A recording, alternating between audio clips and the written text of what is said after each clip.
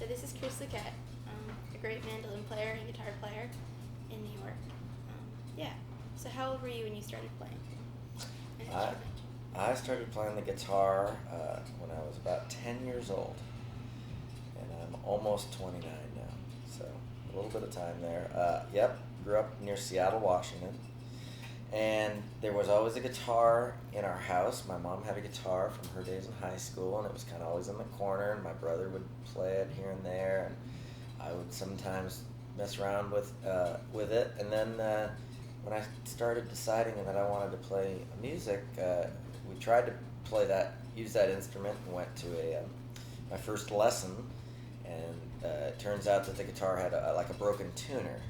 And so the instructor said it's probably a good idea to invest in a new guitar instead. Like, you could fix the tuner, but it would almost cost as much as a guitar at this point. So my parents said, all right, we'll get you a guitar to try, and if you decide you don't want to do it, it's not a big problem, but we'll see how this goes. And we got another guitar, and that guitar had nylon strings, so for more classical music and stuff.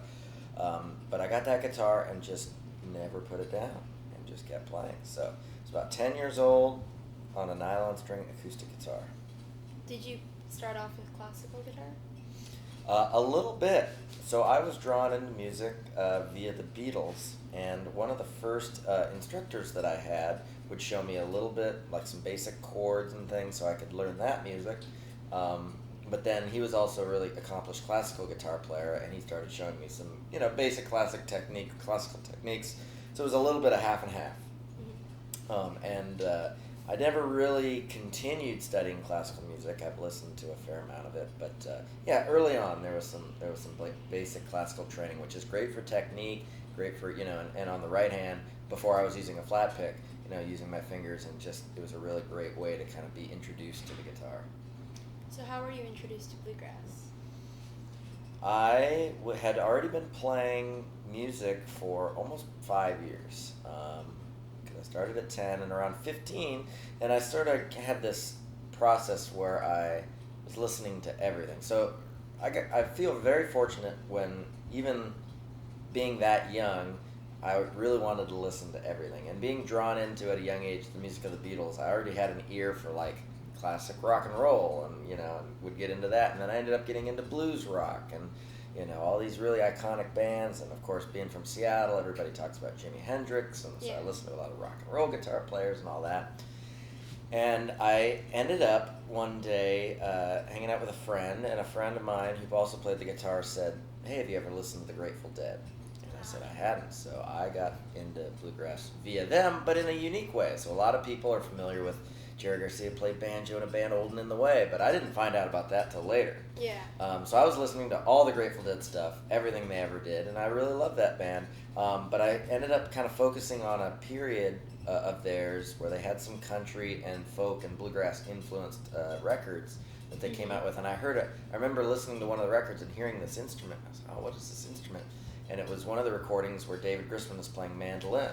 And so I went, I want to find out what this mandolin does. And so I ended up getting a cheap mandolin and trying to figure out how to play it to some of those songs.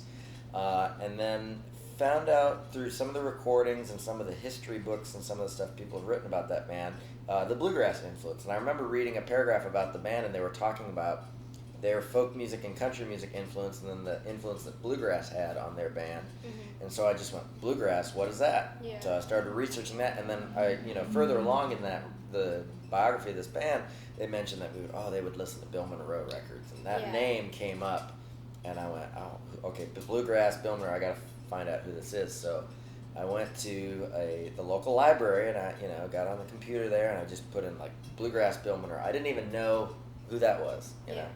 And I got really lucky in that they had a couple of albums, couple of CDs, for rent.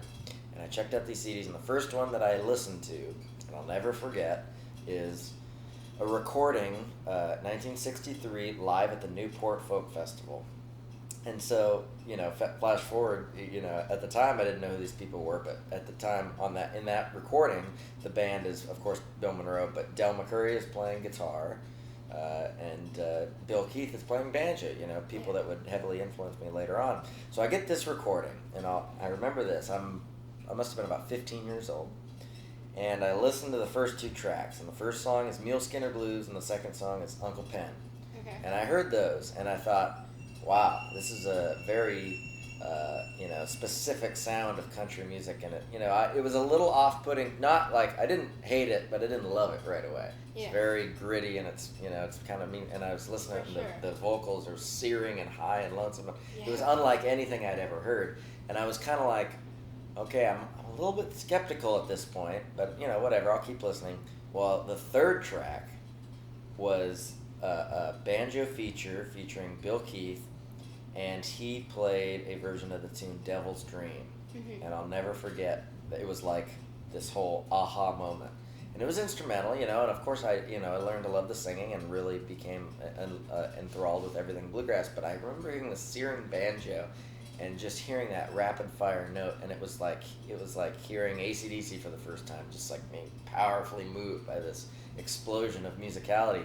And so I decided I really wanted to get into the banjo, and I ended up, because of that recording, I ended up getting a banjo a few weeks later and studying that, and all the while still listening to that one recording from the Newport Folk Festival. And it kind of spiraled from there. I ended up, of course, finding out about Earl Scruggs, and you hear Foggy Mountain Breakdown, and you hear all these things, so I really was like, my ear tuned into that banjo playing. And then I learned I really just became enthralled with that, and I re-listened to the record, and then I couldn't get enough of it. Everything I wanted to hear was bluegrass, from that point. And so I ended up studying mandolin around this time, banjo at the time, and I was already playing guitar, like I said, for about 5 years. And then I started to realize, the more you find out about bluegrass, and then you discover Tony Rice and Lester Flatt, and you discover all these people, and so then I went back to the guitar, and went, okay, I'll study bluegrass guitar too. So one record, that 1963 Bluegrass Boys, Bill Monroe and the Bluegrass Boys at Newport Folk Festival, I just kind of got lucky by finding that record at my library. And New York City has an interesting relationship with bluegrass. Yeah. Me personally, what drew you to New York City for bluegrass? Yeah, right. There you go. That's a good question. So there's some personal reasons. There's a lot going on in New York, and it's a good place to be for millions and millions of people. Yeah. But New York being such a beacon of music in general, and speaking personally, love bluegrass, and it's one of the things that I do. But I also have a ton of other influence. We were talking about influences, and I listen to almost every style I can get my hands on, and have from the beginning. And so New York has everything. Yeah. If you need to hear Mongolian musicians, or you need to hear bluegrass musicians, or country musicians, or jazz, or whatever, and every style of jazz, every style of bluegrass, every style of country music. It's just, this is a place to be, and one of the great spots for that. So that's the thing. With the door shut here, it's a little quieter. But yeah, so there was that. There is also a healthy bluegrass scene, as you've been exploring in your interviews, like we're doing now. And it's great. So New York being as big as it is, it draws a lot of people, and some of them are bluegrass musicians. And so for me, it was like, when I'm not on the road, because I tour a lot, it's nice to have access to a lot of stuff, because you don't stop playing music when you get home. It's really hard to avoid. So I get off the road, I come back to New York, and I can go see country musicians, jazz musicians, whatever, and it's a really great spot to be. And it's there's only a very few cities where you can do that. There's LA and there's Nashville, and a lot of American cities have strong scenes, but this is a very unique one just because of its iconic status. A lot of the stuff I do, there's a lot of East Coast stuff, and so given the choice of East Coast cities, this one was a logical choice. But when I first started exploring the idea of hanging out here more often, I started going to some of the jams. Mona's bluegrass session, I played there last night. I was introduced to that on one of the very first nights I was ever hanging out in New York. I was really impressed that there was this large group of people that knew what bluegrass was, knew all the different sounds and aspects of it.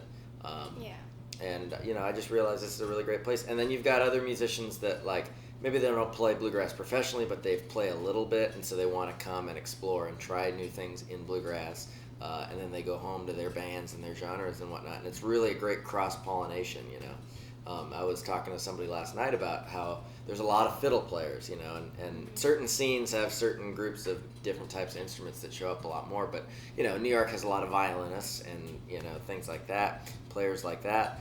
And it's fun to watch some of the violinists and, you know, either classical or jazz violinists or whatnot come and want to really explore bluegrass and get to know it better and learn. And it's really fun to interact with people like that. And so New York has a giant appeal for that. And historically speaking, New York has always played a large role in the history of bluegrass. And so it's fun to realize that it's not just, you know, bluegrass isn't happening here just because it can, but because it's been a big part of this city for a long time, you know, which plays into a larger discussion of migration and people, you know, bringing bluegrass with them when they move to big cities like this. So it's really interesting. How long have you lived in New York?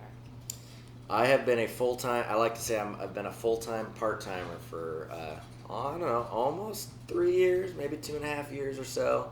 I started living in a house maybe 6 months ago, but I was visiting and staying with friends and doing things for a little more than 2 years now, maybe. And I played here, well, I've been playing, so I joined the band that I'm in, Frank Sollivan and Dirty Kitchen, in early 2012, and we played Gray Fox that year. And I remember after Gray Fox, I had a few days off and I was looking for something to do, and I came here and explored. So I've been coming on and off and played a few gigs here and there. So, you know, I was coming to New York City maybe once a year for the last 7-8 years. But then maybe about 2.5, 3 years ago is when I started being here, you know, maybe once a month kind of vibe. Have you seen the scene here evolve since you've been playing here? Yes. Not like a lot, but enough, you know, because I leave and come back, and so I see it. I know that in the time that I've been coming here, the banjo player scene has kind of shrunk. When I first got here, there were a few banjo players, and a couple of them moved to Nashville and North Carolina and such. There's still some great banjo players here, of course. But so I've seen, you know, that kind of happen. And then I also play mandolin, and notice that there's a lot of guitar players in town, and so it's been interesting to see that shift. There's been a couple, even in my time, there's been a few gigs that have come and gone. You know, there's a lot of a city this gigantic has a lot of regular gigs and a lot of bars and music places that really want to have music. A couple of those have come and gone already in my time. Of course, there's the bigger picture. You know, I've talked to people that have lived here 20 years, and they're talking about, you know, there's an endless amount of gigs that have come and gone. Yeah, but so things like that change. I haven't noticed any trends as far as like sounds or anything evolve, but you know, I haven't had quite enough time to hear that. But you know, in the time that I've been here, I've seen a solid scene, a good core group of people, and they've stayed the same. But yeah, there's definitely some trends, big and small, for sure, like any scene. Yeah. So you're kind of a part of this, but there are a lot of younger people starting to play bluegrass, or in the scene, especially in New York. Bluegrass is traditionally like a lot of older people are playing it. Why do you think there are so many younger people playing? Well, that I think we share something in common, which is when I first started playing around 15, 16 years old, I was the only young person in my group of friends, you know. Bluegrass, as far as the larger picture of music, is a pretty small genre. You know, it's popular. It's relatively, it's hard to describe because it's relatively big but relatively small at the same time. You know, so it's gone through some, because it's an older style of folk tradition. You know, it appeals to a certain generation. I think a lot of young musicians kind of, well, if they're like me, you know, you get into it thinking I want to learn to play, and so you kind of, you know, you learn everything you can about all different styles and genres and things. And when you come back to bluegrass, you look to try and apply things you've learned in other genres, and you know, we all come back to it at different times. You know, so it's a very hard thing to predict when young folks will come into it. But you're right, there are large groups of young people coming to it. I think, bluegrass has an interesting thing in it, which is a large part of it has improvisation in it. And improvisation and soloing on instruments can be very appealing to young folks. I know when I was, you know, a teenager and listening to rock and roll guitar players and stuff, you know, I was naturally drawn to the guitar solo and to virtuoso instrumentation, you know. And so I think that has an appeal. You know, there's just it feels good when you're playing things and you're exploring, and the ability, there's not a set parameter of, most bluegrass bands aren't reading music, we get up there and play and know some of the chords and the songs, and we're free to solo over them. Yeah. And that's a very appealing thing to young musicians when they get kind of are drawn to improvisation early on, which is good. There is an inner battle, of course, within the genre of, well, how can we keep it sounding like the old style while still progressing into a new form, and things. And that struggle will never end. I notice some of the younger generation, myself included, are pretty cool with the idea of, gosh, we really love playing old style and playing Bill Monroe songs and stuff, and I love that. And then I also want to have an outlet where I can play whatever. If I want to play, reggae music on acoustic instruments, we want to be able to do that too. So I think, generally speaking, I noticed that some of the festivals that I play at, when they're billed to be more just traditional, we're going to have all bands that sound a certain way and look a certain way.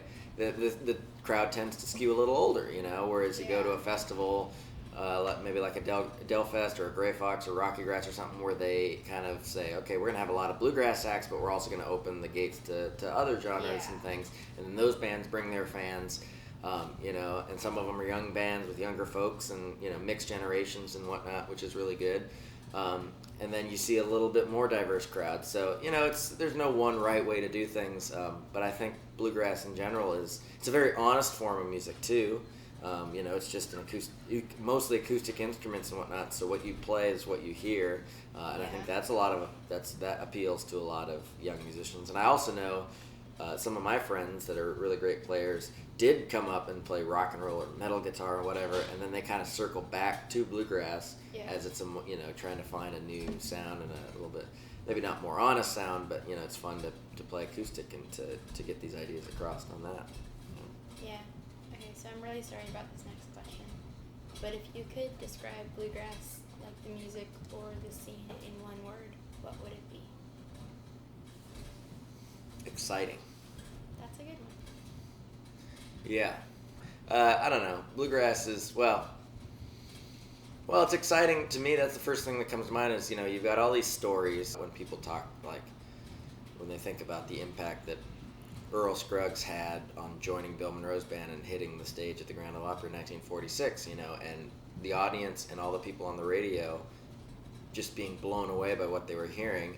And then for me too, there's even earlier, 1939, there's the recording Bill Monroe's playing guitar, and they do Mule Skinner Blues. And just from the first bunch of notes as kind of the introduction to the world of, here's our version, this style of music, which isn't even called bluegrass until later.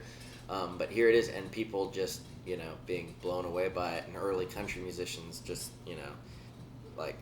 just lightning bolts coming out of the radio. And I've heard a lot of people, like another second or third generation bluegrass musicians talking about the first time they heard Bill Monroe and Earl Scruggs and Flatt and Scruggs and the Stanley Brothers and all these vintage acts, vintage now, but at the time, just red hot. And I remember a lot of people just feeling a general sense of excitement, which is the same as I felt. So I heard that, Bill Monroe recording with Del McCoury and the band, and that was the Newport Folk Festival album, and I heard that, and it got me into it, and the first thing I wanted to do was, how do I hear this in person? Yeah. And I got very lucky, made a friend at a bluegrass jam that I went to, and he said, well, you're going to go to Wintergrass, of course, and I didn't even know what that was at the time. Well, Wintergrass is a gigantic festival, indoor bluegrass festival near Seattle, and I'd never even been to a bluegrass. I didn't even know these existed. You go to a festival, and just the general level of excitement is just so present. It's another thing that draws in young people too. Is just everybody's excited to be there, to share music and share ideas. Yeah, one word: excitement, I think. Do you have any standout moments playing? Yeah. The one that comes to mind, of course, is the first and only time that I've ever played Telluride Bluegrass Festival, which is, you get into this genre and you start playing in a touring band, and there's a endless list of gigs that you would like to play, mostly just because you want to be able to share your music with these audiences. Yeah. I was in Dirty Kitchen for about 2 years, and we just got a call from Planet Bluegrass, which is the organization that books Telluride, and they have a slot they would like us to fill. Let's make it happen. and we ended up making it happen. And there was a general excitement, there's that word again, in the band, and this was maybe, we had about 3 months ahead of time that we knew we were going to do this. And we prepared for it and played, got ready for it. And then but that moment where you walk out on stage and they introduce the band, you start playing your first song, and like I remember kind of looking at the band, looking at the guitar, and then looking up and just seeing the audience, seeing the hills, and just knowing where we were, and that's kind of memorable. Yeah, definitely. That's memorable. And then also maybe the first time playing Gray Fox too, because I had been on the West Coast playing bluegrass for 4 or 5 years, and had always heard about Gray Fox on the East Coast as being such an elite festival like Telluride is. And then being there for the first time, which was 2012. I remember being on that stage, and looking out at the farm and seeing all the folks there. And of course, I've only experienced the what people still refer to as the new location. Yeah. At I think it's Walsh Farms. Yes, it is. So I'm only familiar with that, but I understand that there's some history at several other locations. But to me, even it's no matter where that festival goes, as long as it's branded Gray Fox and known, run by those folks, the organization, that's a special place to be. Yeah. I wanted to know who I would have seen at my first Gray Fox, and so I looked up who was the lineup that year, and it turns out that I saw Earl Scruggs. Nice. The last Gray Fox he played. Nice. In 2004. Sweet. Yeah, these festivals attract the best performers and the best musicians and the best people, and it's so great. But these festivals are such a great community. That's another huge part of this music, is to have these gatherings. Yeah. So how did you start playing with Frank Sollivan in Dirty Kitchen? I went to my first Wintergrass maybe 2006, which is that festival near Seattle, and immediately knew I had to go every year. So I did go every year. I think I went to 11 of them in a row before I wasn't able to make it. And in 2010, I think it was, so Wintergrass is late February. So February 2010, I was there, and I was talking to a friend of mine who knew, I didn't know Frank Sollivan at the time, but there was a mutual friend of both of ours, and so those two were talking, and I went up to say hello to my friend, and they said, "Oh, Chris, have you met Frank?" And, "Oh, no, I haven't yet." So I met him briefly, and I remember seeing him around, but he wasn't playing there. He was there to visit his dad. So he was kind of there on a little family reunion trip. And so I remember seeing him around, but another year went by, and Wintergrass 2011, he was there, and I remember, "Hey, I think we met last year." Yeah. Well, we started playing and jamming. And it was clear that we were having a lot of fun together, and playing, and I saw him around, and I just loved the way he sang and the way he played, and I just knew that, this is somebody, and, I was about 21 years old, and I was looking, at such an impressionable, was seeking out people that I knew could help me play better and, learn from, and so we sat at a bunch of jams and would play, and we kept in contact, and he had already started Dirty Kitchen by that point, and I remember they had their first record, and he gave me a copy at this festival, and I remember listening to that first Dirty Kitchen album, and Lincoln Myers played guitar, and Stephen Custodi was on the bass at the time, and Mike Munford, who's still in the band, played banjo, and I remember hearing that album and just being blown away by every note of it, and just immediately that band became one of my favorite bands. And so we kept in touch, and then that year I went to probably my second or third IBMA, and it was still in Nashville at the time, and so I was there, and Frank was there, and we started jamming again, just like we had, and they were transitioning to a new bass player, and so the thought was in my head was that, well, I don't play bass, but maybe I should learn how to play bass in case they need somebody, because I really wanted to play in that band, because I just loved how they played.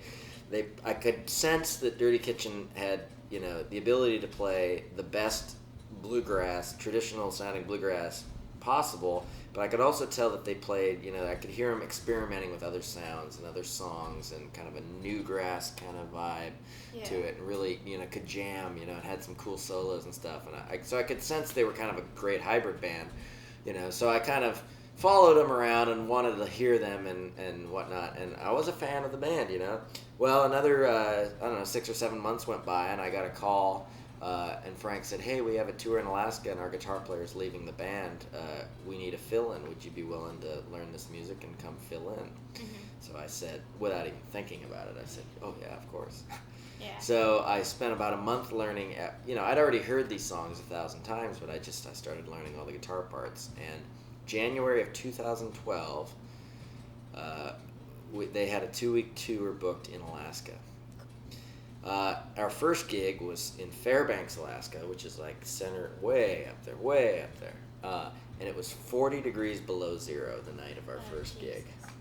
Yeah, that was nice and cool. And luckily the gig was indoors, though, so everything was good. That's good.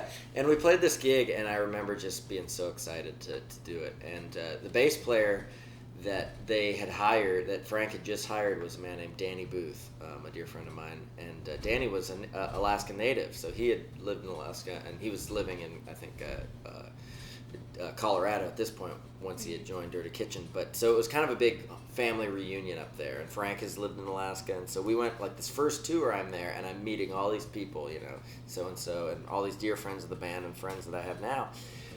That was just such a great. We went on a 2-week tour. At the end of the tour, Frank said, "Hey, if you want this job, you probably end up hanging out on the East Coast, and we'll be touring a fair amount and playing, and you want to join the band?" And again, it took me less than 10 minutes to mull it over, and I said yes. And here we are, almost 8 years later. It's been a great band to be a part of, and things have evolved in the band over time, and we've got a new bass player now. His name's Jeremy Middleton, who's playing mostly electric bass now, and love him. And I've been in the band almost 8 years, and still having a good time. So we were just at Delfest, and you played a lot of other festivals. But how do you think the festivals affect, like, the progression of bluegrass and how bluegrass carries on? Yeah, well, so one of the things about bluegrass is that it's usually acoustic, so acoustic guitars, mandolins, banjos, upright bass, And so when you don't have to have the burden of carrying around a bunch of electronic gear, the freedom becomes that you can jam anywhere you want. Yeah. And jamming is such a huge part of bluegrass. It's one of the things that that drew me in too. So you have this ability to be at home on your own time, practicing a bunch of things, and then you can go the next night to a jam and try those things out. You don't have to wait till band practice or tour or whatever. You can just do it. Which is why you see bluegrass jams at festivals and coffee shops and bars and parks and and everywhere. You can have one. Because all I need is my guitar and a pick, and I can just start playing, and so that's great. So bluegrass festivals, sometimes you'll see some of them will go away, but generally speaking, more often than not, so many festivals just keep growing and growing and growing. And you talked about Delfest, they just keep getting bigger and bigger, more powerful, and better bands and better vibe. It's amazing to see it grow. And the anticipation is always there. You see people, like, they're just getting there, and I can't wait for next year. Like, oh my gosh, we were talking about excitement. Everybody's just so jazzed for it. So the Bluegrass Festival is a huge part of the music. In fact, we were talking about a poster that's behind the camera here, which I have. It's just a recreation of the very first Bluegrass Festival run by Carlton Haney, and it's like the presentation of it, to be able to go to one spot and see all these bands and to be inspired, and then immediately, like, see a band. I remember going to, when I went to my first few Wintergrasses or other summer festivals, the idea to go see a band, be so jazzed and so excited that you just heard them, and, like, I got to go play now. You run to the campsite and just start playing. It's a very unique thing. So how that evolves, I don't have a better way to put it. But it keeps attracting people that want to play and share music and share stories and share songs, and that's good. That's a really good thing. Well, thank you so much for talking. Hey, it was a total honor, total blast.